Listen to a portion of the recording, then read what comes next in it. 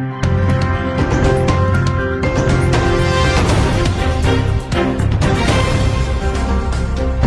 Jungle.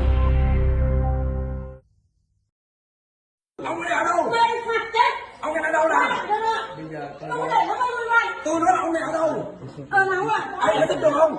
Quên thì quên. Quên. Ai giải thích được không? Là chủ đừng có để nó quay.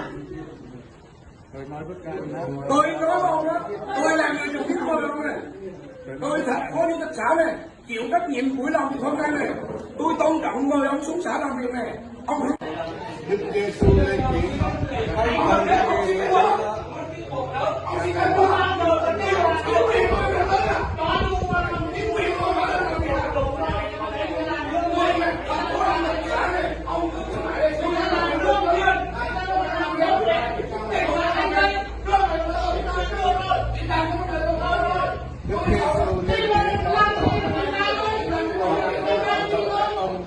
người con không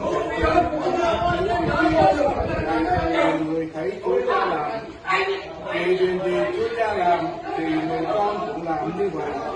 Và thật Chúa cha yêu người con và cho người con thấy mọi điều mình làm, lại sẽ còn làm cho người con thấy những việc lớn lao hơn nữa, khiến chính các ông cũng phải kinh ngạc.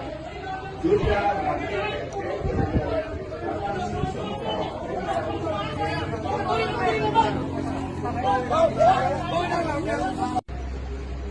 không thì tôi nói sao tôi thì làm gì tôi sắp đến lễ tôi không đâu chạy đến đâu rồi.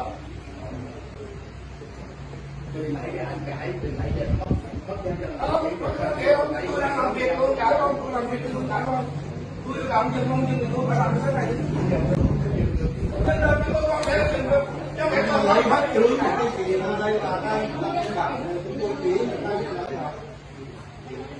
muốn lấy cái gì thì nó không được ai nó biết nào đây chúng tôi đưa lấy cái gì nào chị đây luôn đấy chẳng qua là sắp lại sắp lại đưa đưa ra sắp lại gì chứ nó nghe này